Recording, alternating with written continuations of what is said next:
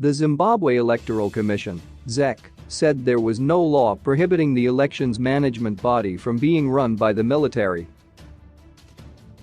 You talk about the militarization of the commission. I will ask a very simple question. Do we have a legal and provisional framework on recruitment of former serving officers? ZEC spokesperson Jasper Mangwana said in response to a question on the militarization of ZEC posed by Gwero legislator Brian Dube at a Twitter Spaces event organized by the Zimbabwe Election Support Network on Monday evening. He claimed that calls by the opposition and other critics for the demilitarization of ZEC were informed by ignorance.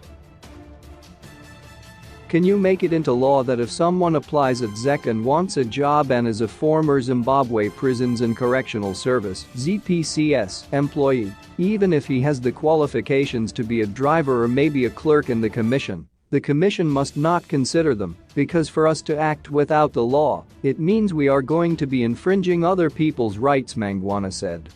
ZEC has been under the spotlight over the recruitment of former and serving officers, with critics saying this was denting the electoral body's credibility.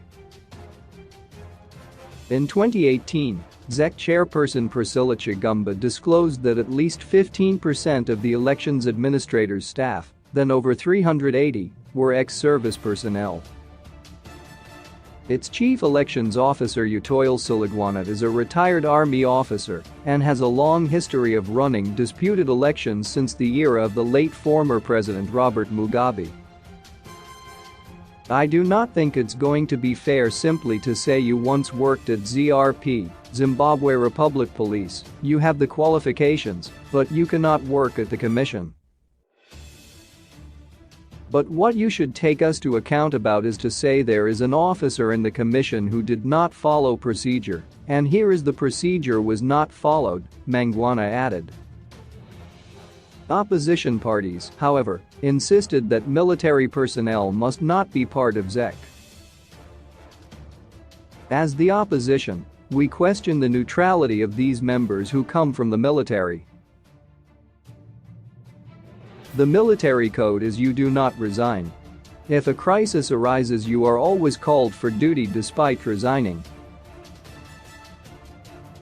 Hence this can only mean they are there to serve a purpose. Citizens Coalition for Change, Interim Deputy Secretary for Elections Ellen Churiadenga said.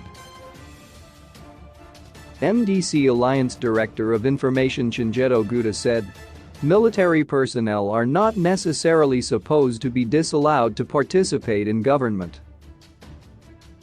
If you look at what is happening in ZEC right now, there are constitutional breaches, countless of them. But again, it is not only happening at ZEC, but at every other state enterprise.